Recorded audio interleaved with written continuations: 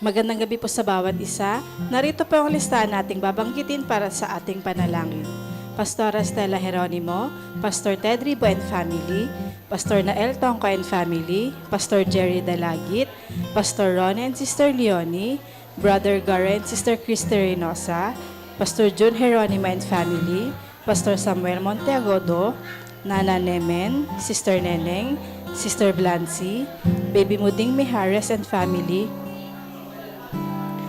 Sister Judith, Brother Chris and Brother NC, Sister Jenaline, Katrina, Concept and Kyle Valiente, Marinas family, Sister Christina and Sister Jessica M. Suan, Sister Edna and Sister Abigail Marquez, Mama Ningning, Buates family, Nana Yoli and family, Pastor Lara and Sister Glenda Pontillas, Carizo family, Brother Ronald Benaventura and family, Sister Raquel Benaventura, Brother Jojo, Sister Marivic and Sister Necho Ijeran, Sister Trisha, Trixie and Tristan Larisma, Sister Isang Constantino, Cabales family,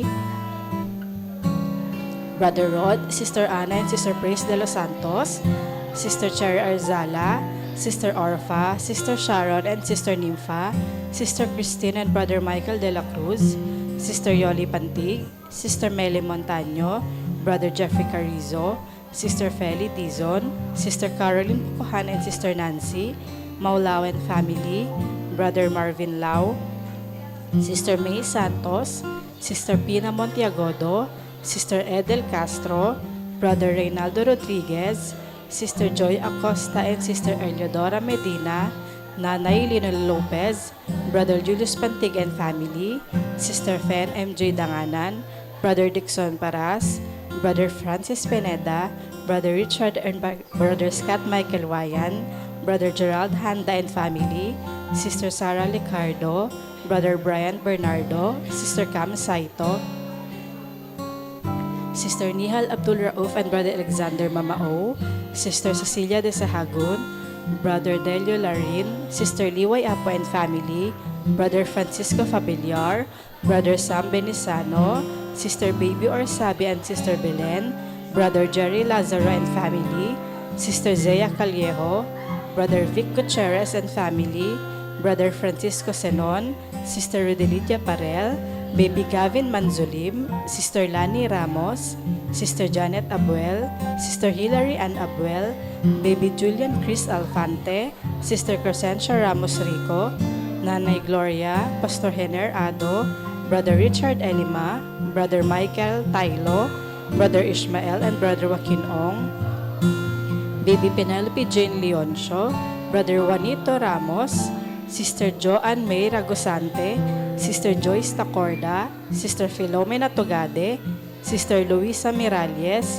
Sister Madeline Napalang, Sister Mary Beth Balahadja, Sister Harriet, Sister Jennifer Lat, Sister Melanie Ilagan and family, Sister Susan Lopez, Attorney Carlos Borja Jr., Sister Aida Cruz de Leon, Brother Ken, Sister Abby and Baby Z. Reynosa, Brother Reynaldo Moreno and family, Sister Jean Baby Chino and Baby Chin Antolin, Brother Nelson and Sister Vivian Pabigayan, Sister Julieta Gutierrez, Brother Brian de la Cruz, Sister Mercy de la Cruz, Brother Edgar Ventura, Sister Mariel Sebastian, Mr. and Mrs. Jed and Danny V. Dayo, Sister Lizelle Bangayan, Sister Melogene Paliago, Brother Renz Louis Abangan, Brother Matthew Santos, Brother William Valencia Jr., Brother Ramon Rodriguez.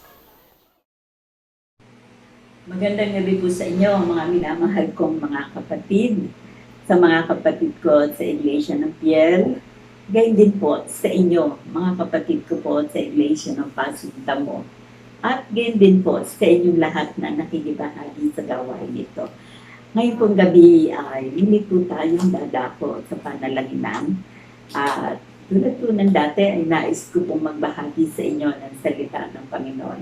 Ito po ay mababasa natin sa mga awit 115 sa verse 11 hanggang 12. Ganito po ang sinasabi. Kayong nangatatakot sa Panginoon, magsitiwala kayo sa Panginoon. Siya'y kanilang saklolo at kanilang palatag. At dito po, sa verse 12, letter A po ang kinuha ko rito. Inaalaala tayo ng Panginoon. Kanyang pagpapalain tayo. Kaya nga po, ang pamagat po ng ating pag-aaralan ngayon, ang mga pangako ng Panginoon sa may banal na takot. Kasi po, sabi po ng verse, kayong nangatatakot sa Panginoon. Kaya, ito pong paksang ito ay mga pangako ng Panginoon sa mga may banal na takot. Ano po ba yung banal na takot? Yung pong banal na takot ay nag-iingat sa pagsasalita, nagiging maingat upang siya ay huwag mag-isip ng masama. At ang ugali po ng may banal na takot ay matiisin at masunurin sa kalooban ng Panginoon. Kaya nga po, ang sabi rito ay silang may banal na takot na natatakot sa Panginoon. At ang sabi po rito sa aking binasa ay siya raw ang ating na tayo ay magtiwala sa Panginoon sapagkat siya ay ating saklolo at ating kalasan. At sa panahon ito ay talagang ang kailangan po natin ay ang pagtitiwala sa Panginoon. At kung tayo may banal na takot, ay pagtitiwalaan natin ang Panginoon. At tayo na nagtitiwala sa Panginoon, ito naman ang pangako ng Panginoon sa ating saklolo at ating kalasan. Saklolo saan? Sa panahon kong ito ay nakakaranas tayo ng iba't ibang pagsubok sa buhay. Sa kahirapan man, sa karamdaman, o sa iba't ibang pakikisama, tayo po ay kailangang may taglay na banal na takot. At dahil tayo ay may banal na takot, ang pangako rito ay siya'y ating saklolo at ating kalasan. So ano yung ang saklolo ay ito po yung sa panahon ng pangailangan, sa saklolohan ng Panginoon. Nang ibig sabihin sa mababaw na salita ay tutulungan ka ng Panginoon. At ang sabi rito ay kalasan. Tayo po ay walang ibang kanlungan kundi ang Panginoon. Sa ating kalasan. Lalo na po sa mga iba't ibang tiisin. Kung tayo mayroong palasal ng pananampalataya, makapamumuhay po tayo na may banal na takot. At ang sabi po dito dito po sa verse 12, teka po ay lumalabo yung aking service. Dito po sa verse 12 ay isusunod ko po ito. Ang kinuha ko po dito yung letter A. Ang sabi dito, inaalaala tayo ng Panginoon. Kanyang pagpapalain tayo. O isipin na lang, napakasarap na pangako ng Panginoon. Inaalaala tayo ng Panginoon. Nang ibig sabihin ng Panginoon, ano man ang kahirapan, ano man ang pinagdadaanan natin, inaalaala pa rin tayo ng Panginoon. Kaya nga ang sabi ay hindi niya tayo iiwan, hindi pababayaan man, sapagkat inaalaala tayo ng Panginoon. Lalo na po sa kalagayan natin ngayon, na tayo ay maraming tiisin sa buhay, ay huwag po tayong magkakaroon ng paghahabag sa sarili. At lagi natin isipin, inaalaala ako ng Panginoon. At ang ibig sabihin, sa panahon na tayo ay nahihirapan, ay inaalaala tayo ng Panginoon. Hindi niya kalilimutan na tayo ay laging tulungan, abutin sa lahat ng pangailangan. At ang pangako pa rito sa verse 12, kanyang pagpapalain tayo. So, purihin ng Panginoon, inaalaala na tayo sa ating saklolo, at ang sabi rito, kanyang pagpapalain tayo. Hindi po ba mga kapatid, napakasarap isipin, nakagagalak isipin ang mga pangako ng Panginoon. Inaalaala na tayo, sasaklolohan pa tayo, at ang sabi po dito, pagpapalain tayo ng Panginoon. So mga kapatid, ang pagpapala ng Panginoon, hindi lang material o financial. Ang pagpapala ng Panginoon, sa panahon ng mga kahirapan, may katayapaan tayo, pagpapala yun. Sa panahon na tayo dumadaan sa pagsubok, may kagalakan tayo. Malaking pagpapala po yun na ang Panginoon lang makapagbibigay ng pagpapalang ating kailangan. Kaya nga po mga kapatid, ito pong ibinigay sa atin ng Panginoon at talatang ito, ang dapat po natin gawin ay ito po'y pahalagahan natin sa pamamagitan ng pagtitiwala sa Kanya. At ang sabi naman dito ng kanyang pangako, siya'y ating saklolo at ating halatag. At ang sa verse 12, sa letter A, inuulit ko po, inaala-ala tayo ng Panginoon. Kanyang pagpapalain tayo. Hindi po ba nakagagalak yung inaala-ala tayo ng Panginoon? Yun lamang, meron tayong mga kapatiran na naaalala tayo sa ating mga kahirapan eh. E di lalo na ang Diyos. Ang Diyos na lumikha ng langit at lupa, inaala-ala tayo. At ang kasunod ng salita, pagpapalain tayo. Kaya nga mga kapatid sa panahon ito, maganak tayo at pagtiwalaan natin ang Panginoon para tayo makapamuhay na may pag-asa, may kapayapaan, may kaganakan sapagkat siya'y ating saklolo, halatag at tayo'y inaalaala niya at tayo'y pagpapalain niya. Napakasarap pakinggan, inaalaala tayo ng Panginoon. At sa gabi ito, sa ating panalangin, ay ang sabi dito, may banal na takot na titiwala at sasaklolohan tayo ng Panginoon. Tayong nagtitiwala na may banal na takot.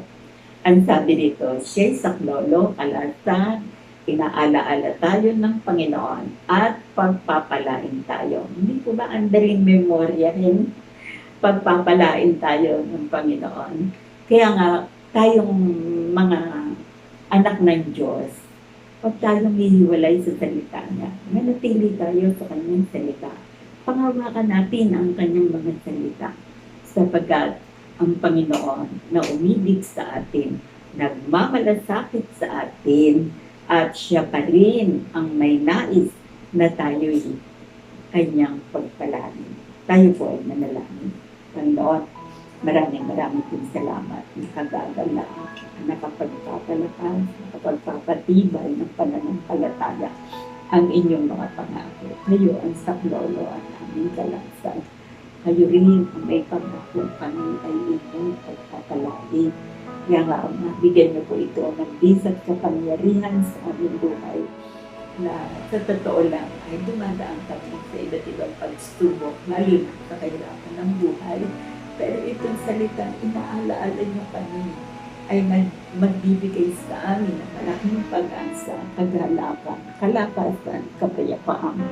Panginoon, kung paano ito ibinigay niyo sa atin, mga pangako dito, ay tulungan niyo rin ang mga kapatid ko sa Iglesia ng Piel.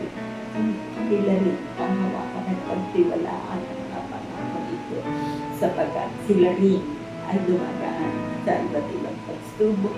Sila rin ay nangangailangan ng inyong mga salita upang sa panahon ito magkaisa po kami ng Espiritu na may banal na takot sa inyo at ang saklolo at pagpapala ay igagawad nyo sa aming pagkakapatid. Na hindi po nakapatiran sa Iglesia ng Pasig Kamo. Kayo rin ay nakakaalam, nakakakita, may mga kapatid kami, may mga karamdaman. Tulungan niyo po, ito'y panghawakan po ng mga kapatid na may sakit. Kayo ay saklolo sa mga karamdaman.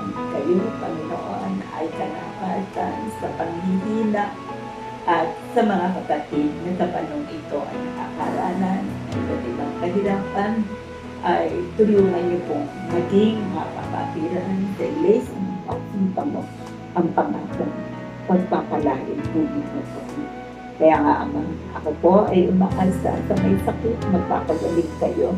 Sa mga nahihirapan, sila po ay tutulungan ko sa bawat pangailangan ng Iglesia ng Piel at Iglesia ng Pasinta mo na kami, Panginoon, ay tulungan ng magkaisang magtiwala. Kayo ang aming saklolo at kalastan. Kayo, Panginoon, ang naming magkakapatid na umaasa sa inyong katapatan, umaasa sa inyong hakbagan, umaasa kayo ay dapat magpakailanman. Ama, maraming natin salamat. Lahat po ng ito ay aking hinihingi, ipinagpapasalamat sa pangalan ni Jesus. Amen.